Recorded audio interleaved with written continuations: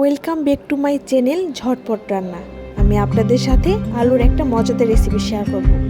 প্রথমে আলুটা ধুয়ে এভাবে পলে নিয়েছি, তারপর চালের গুঁড়া অ্যাড করেছি, সাথে অ্যাড করেছি পেঁয়াজ কুচি ও কাঁচামরিচ,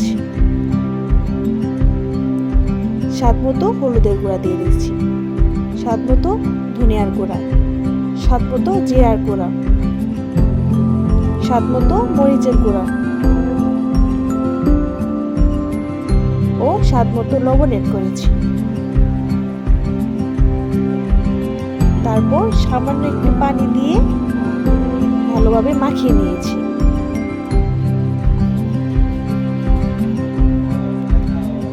তারপর একটা করে বড়া বানিয়ে চুলায় দিয়ে দিয়েছি।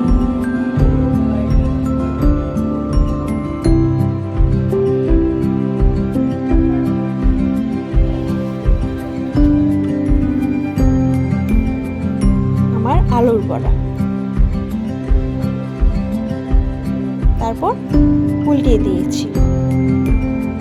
আলুর বড়াটা হয়ে আসলে একটা করে উঠিয়ে নিয়েছি।